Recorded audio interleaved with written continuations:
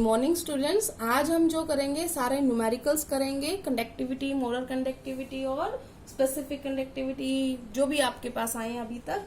तो सबसे पहले हम क्वेश्चन से स्टार्ट करते हैं। सिंपल सा क्वेश्चन लेते हैं। देखो, अगर कह रही हूं मैं, स्टेटमेंट लिख रही हूं, if specific conductivity of n/50 KCl solution at 298 Kelvin is 0.002765 ohm inverse centimeter inverse and resistance of a cell containing this solution is 100 ohms. Calculate cell constant. तो आपसे सेल कांस्टेंट पूछा है, तो सेल कांस्टेंट पूछा है तो आपको cell constant के दो फॉर्मूले आप पता लगा सकते हो। तो देखो, सेल कांस्टेंट का एक फॉर्मूला जो बिल्कुल सिंपल है वो तो क्या है, L/A, ये तो आपको बताया था। और ये अगर आपको ध्यान हो, ये सेल कांस्टेंट आया कहां पर था, तो जब भी आपको न्यूमेरिकल करने हो आप ये सोचो कि इनमें से कौन सा यहाँ पर फिट होगा। तो अभी मैं जस्ट लिख रही हूँ दोनों समझाने के लिए। तो देखो, L/A तो दे नहीं रखा है यहाँ पर कहीं पर भी, तो इसका मतलब ये वाला यूज होने नहीं वाला है। और अगर आपको ध्यान हो, जो कापा होता है उसका हमने बोला था कंडक्टेंस इनटू में क्या, सेल कांस्टेंट। तो यहाँ से हम सेल कांस्टेंट का दूसरा फॉर्मूला निकाल सकते हैं। क्या निकाल सकते हैं, ये वाला इसका मतलब इस्तेमाल नहीं होगा, तो हम इसको मिटा दें। ये हो गया, ठीक है। तो यहाँ पर सेल कांस्टेंट की वैल्यू आ गई, वी नो, यहाँ पे हम लिख देते हैं we know kappa is equal to G into G star. तो जी स्टार जो है वो क्या है, सेल कांस्टेंट, और वो किसके बराबर होगा, कापा अपॉन में जी। अब यहाँ पे कापा ढूंढो आप। स्पेसिफिक कंडक्टिविटी दे रखी है कि नहीं दे रखी है, दे रखी है। अब ये देखो, क्या यहाँ पर कंडक्टेंस दे रखी है, कंडक्टेंस यहाँ पर नहीं प्रोवाइड है। अब कंडक्टेंस प्रोवाइड नहीं है तो क्या क्या चीज प्रोवाइड है वो लिख लेते हैं। गिवन क्या दिया हुआ है, गिवन ये दिया हुआ है, एक तो नॉर्मेलिटी दे रखी है जिसकी हमें जरूरत ही नहीं है, ठीक है। दूसरा क्या दे रखा है, टेम्परेचर, क्या उसकी जरूरत है, उसकी भी हमें नहीं है। एक दे रखा है, ये क्या चीज है, ये कापा, कापा की हमें जरूरत है, ठीक है ना। इसकी वैल्यू लिख लेंगे हम, कितनी है, 0.00265 ओम इनवर्स सेंटीमीटर इनवर्स, ठीक है, ये हमने लिख ली। और क्या चीज दे रखी है, देखो रेजिस्टेंस दे रखा है जो हमें कंडक्टेंस में प्रोवाइड, मतलब फॉर्मूला निकालने के लिए जरूरत है। आर क्या है, 100 ओम। अब यहाँ पर जो कंडक्टेंस जो हमें चाहिए, तो हमें तो सिर्फ दो ही टर्म चाहिए ना, ये सब चाहिए ही नहीं हमें जो दे रखा है। तो कई बार एग्जामिनर बहुत सारी चीजें देते थे कंफ्यूजन के लिए, तो आपने कंफ्यूज नहीं होना, आपको सिर्फ क्या चीज चाहिए, एक के चाहिए और एक जी चाहिए, मतलब सॉरी कापा चाहिए और जी चाहिए। अब जो एक कापा है, ये कापा तो आपको एज इट इज प्रोवाइड कर रखा है, लेकिन जी प्रोवाइड नहीं कर रखा। और जी को आप जानते हो, जी क्या होता है, 1/r। तो इसका मतलब यहाँ पर क्या हो जाएगा, जी यहाँ पे 1/100 कर देंगे हम, ठीक है। तो ये हो गया 1/100, ठीक है। इतना समझ में आ गया। बस वैल्यू पुट करनी है आपने, वैल्यू पुट कर दीजिए।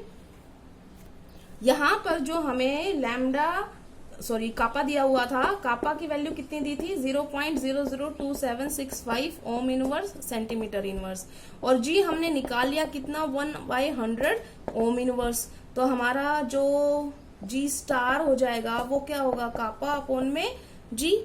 कापा कितना है हमारे पास, 0.00275 अपॉन में 1/100 था, तो इंटू में 100 चला जाएगा, तो जी स्टार की वैल्यू क्या आ जाएगी, ये दशमलव जो है वो पीछे चला जाएगा, तो ये हो जाएगा 2765 सेंटीमीटर इनवर्स। सिंपल क्वेश्चन था, कुछ नहीं करना था, बट बच्चे कंफ्यूज हो जाते हैं इसमें। ये समझ में आ गया। अब आते हैं हम नेक्स्ट न्यूमेरिकल पर। तो मैंने न्यूमेरिकल की स्टेटमेंट पहले ही लिख ली है। क्या दे रखा है बेटा, 0.5 नॉर्मल सॉल्यूशन। इसका मतलब आपको क्या प्रोवाइड है वो मैं यहाँ पर लिख रही हूँ, ठीक है ना। गिवन दैट, पेपर में आपको कुछ नहीं आए ना, आप गिवन दैट लिखो, आधा नंबर एग्जामिनर दे देता है। कुछ भी नहीं समझ में आए तो जो जो स्टेटमेंट में आप बस उसको रीड करना है आपने। देखो क्या दे रखा है 0.5 नॉर्मल, तो इसका मतलब नॉर्मेलिटी कितनी दे रखी है 0.5 n, ठीक है पहला। दूसरा placed between 2 platinum electrodes 2 centimetre apart. इसका मतलब जो उनका लेंथ दे रखा है वो कितना है, 2 सेंटीमीटर अपार्ट, ठीक है ना। उसके बाद बोल रहा है एरिया ऑफ क्रॉस सेक्शन इतना, तो ए दे रखा है कितना, 4 सेंटीमीटर का स्क्वायर। बेटा जब आप यहां से कॉपी करते हो ना, आप सिंपल ए लिखते हो, आपने पूरा लिखना है length between the electrolytes, distance between the electrolytes, ये है एरिया ऑफ क्रॉस सेक्शन, पूरा लिखना है। ऐसे नहीं जल्दी जल्दी कर देना, मैंने तो सिर्फ समझाने के लिए किया कि ए इतना है, एल इतना है। आपने पूरा क्या लिखना है, distance between the electrolytes L is equal to 2 centimetre. फिर क्या लिखोगे, area of cross section is A which is equal to 4 centimetre का स्क्वायर। उसके बाद क्या दिया हुआ है, रेजिस्टेंस। रेजिस्टेंस कितना है, रेजिस्टेंस है यहाँ पर 25 ओम, ठीक है ना, तो हमने लिख दिया रेजिस्टेंस 25 ओम।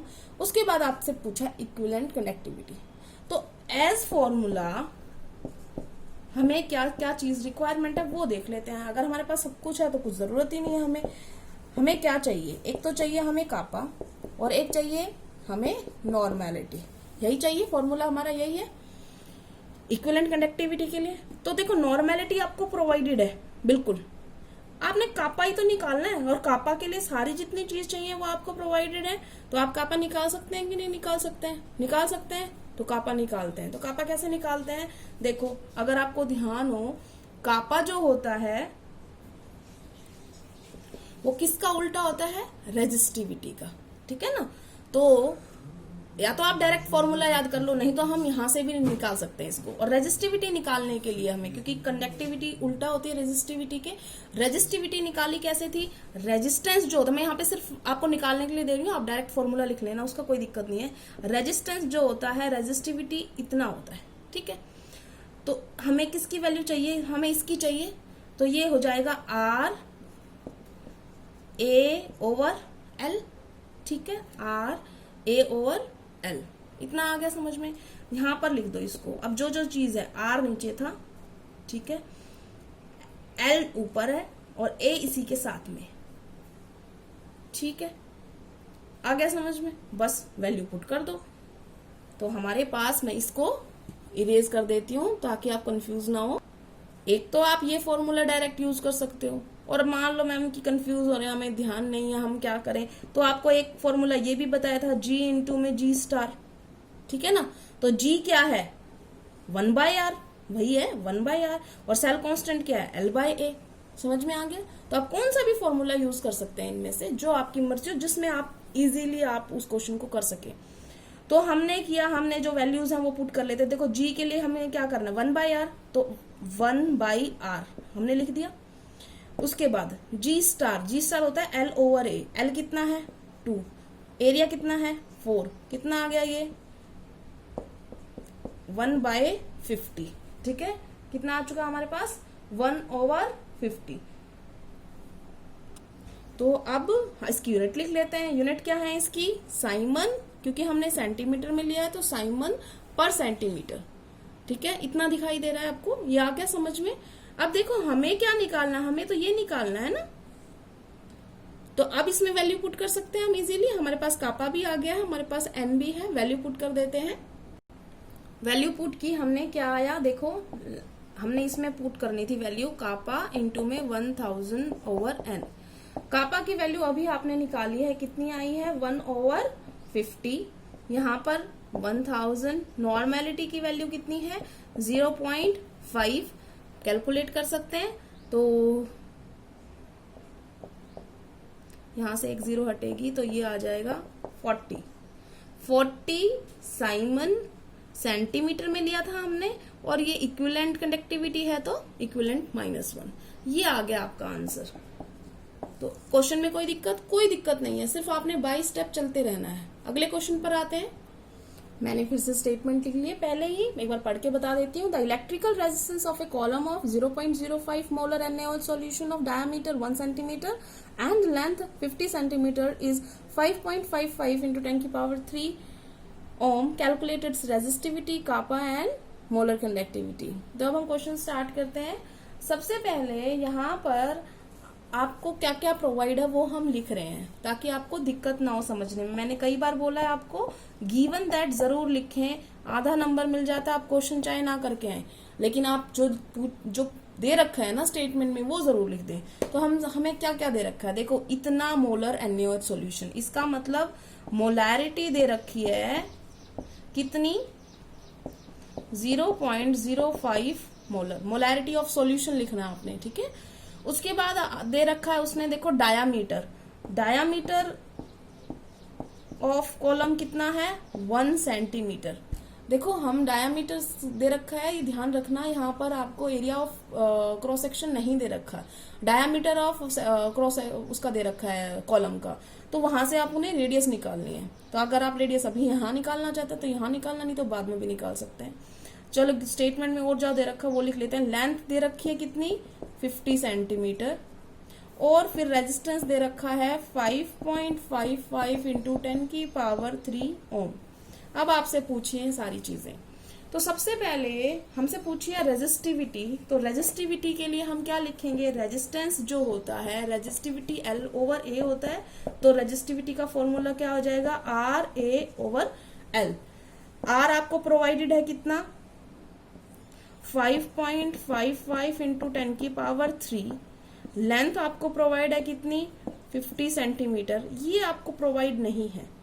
इसके लिए आप क्या करेंगे, आपको डायामीटर प्रोवाइड है ना बेटा, और डायामीटर क्या होता है, रेडियस निकाल सकते हो वहां से, डायामीटर का हाफ कर दो, तो 1 सेंटीमीटर का हाफ कर दिया, हाफ सेंटीमीटर आपका क्या आ गया रेडियस। और एरिया ऑफ क्रॉस सेक्शन क्या होता है पाई r का स्क्वायर, यहां से आप एरिया निकाल सकते हो, तो पाई और हाफ का स्क्वायर करोगे तो ये कितना आ जाएगा 4 स्क्वायर हो गया इसका, और यहाँ पर आ जाएगा सेंटीमीटर का स्क्वायर। ये वैल्यू आप कहाँ पुट कर देंगे, यहाँ पर पुट कर देंगे, ठीक है। तो यहाँ पर हमने पुट कर दी इसकी वैल्यू, ये कितना था, देखो एरिया ऑफ करेक्शन हम यहाँ पे करना, यहाँ पे आएगा 4 और यहाँ पे आ जाएगा पाई, पाई को हम क्या लिख सकते हैं 22/, ये समझ में आ गया। अगर नहीं समझ में आ रहा तो आप एरिया अलग से निकाल दें, पूरी वैल्यू निकाल लें उसकी जितनी आपने निकाली है, फिर इसको पुट कर दें। वैसे मैंने इतना कोई कॉम्प्लेक्स नहीं लिखा, पाई की वैल्यू लिखी है, r का स्क्वायर 1/4 था वो यहाँ पर लिखा है, इतना आ गया। इसको कैलकुलेट करेंगे तो हमारे पास जो वैल्यू आई है वो है कैलकुलेशन करने के बाद 87.135 ओम सेंटीमीटर, ठीक है। इसकी यूनिट क्या हो जाएगी, ये क्या है ओम, और एरिया से लेंथ कटेगा तो 1 सेंटीमीटर का बचेगा, तो ये आ गया ओम सेंटीमीटर। पहली चीज समझ में आ गई, हमने ये निकाल ली। उसके बाद हमसे सेकंड चीज क्या पूछी थी कापा, और कापा के लिए हमें क्या चाहिए, रो तो हमारे पास है ही, 1/रो कर सकते हैं हम। अब हमें निकालना है कापा, कापा जो है वो 1/रो था, और रो की वैल्यू हमारी आ गई थी कितनी थी 87.135। जब हम हमसे डिवाइड करेंगे तो हमारा पास आंसर आ रहा है 0.0148 साइमन पर सेंटीमीटर, ये हमारी वैल्यू आ गई। इतना समझ में आ गया। अब आपसे नेक्स्ट जो क्वेश्चन पूछा था, ये तो आपकी सेकंड चीज पूछी थी, एक रेजिस्टिविटी पूछी थी वो हमने निकाल ली। थर्ड चीज पूछी थी जो थी मोलर कंडक्टिविटी, और मोलर कंडक्टिविटी के लिए आपको क्या चाहिए कापा इंटू में 1000 बटे में एम, एम भी आपको प्रोवाइड है। कापा आपने निकाल लिया, वैल्यू निकाल सकते हो, कापा की वैल्यू कितनी है 0.01148 इंटू में 1000, और मोलैरिटी आपको प्रोवाइड थी वो थी 0.05। आप इसको कैलकुलेट करेंगे और आपका आंसर आ जाएगा 229.6 साइमन सेंटीमीटर का स्क्वायर पर मोल। ये आपका न्यूमेरिकल हो गया है, ठीक है। ये क्वेश्चन मैंने अभी लिख दिया है। क्या क्वेश्चन है देखना ध्यान से, है छोटा सा बट थोड़ा सा ट्रिकी है। Calculate equivalent conductivity of 1 molar H2SO4 solution if its kappa is इतना, ठीक है। अब यहाँ पर जो चीज प्रोवाइडेड है वो हम लिख लेते हैं। गिवन दैट क्या है कि यहाँ पर मोलैरिटी ऑफ सॉल्यूशन प्रोवाइडेड है, molarity of solution is 1 molar, ठीक है।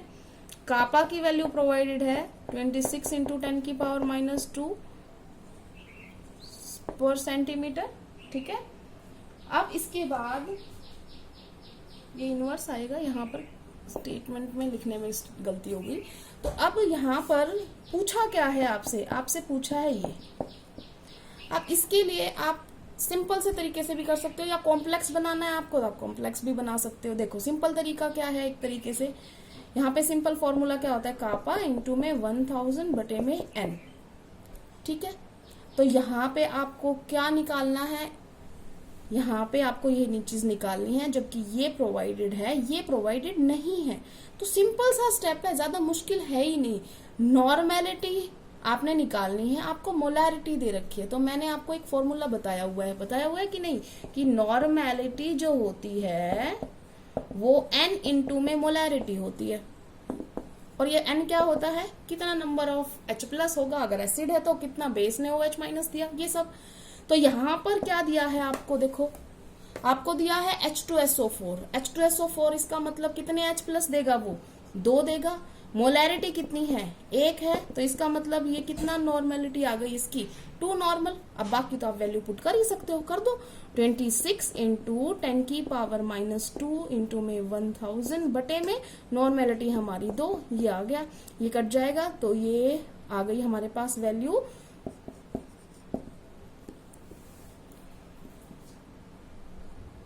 देखो 13 इंटू, देखो ये तो हो ही गया, 10 की पावर -2 है, ये 10 की पावर 3 है, तो हमारे पास कितना बचेगा, 10 की पावर 1, तो आ जाएगा ये हमारा 130 साइमन पर सेंटीमीटर, सॉरी साइमन सेंटीमीटर का स्क्वायर ग्राम इक्विवेलेंट। ठीक है, तो ये क्वेश्चन बहुत सिंपल था, लेकिन बच्चे कंफ्यूज हो जाएंगे कि मैडम पूछा क्या है, मोलैरिटी दे रखी है, नॉर्मेलिटी वाला क्वेश्चन निकालना है। तो घबराना नहीं है, आपने कुछ ना कुछ ऐसा जरूर होगा जिससे आप उस चीज से बाहर निकल सको, उस प्रॉब्लम को सॉल्व कर सको। ठीक है, तो हम जितने भी पॉसिबल न्यूमेरिकल्स थे मैंने आपको करा दिए हैं, फिर भी आप प्रैक्टिस करेंगे तो आप अच्छी तरीके से इनको कर पाएंगे। ठीक है, थैंक यू क्लास।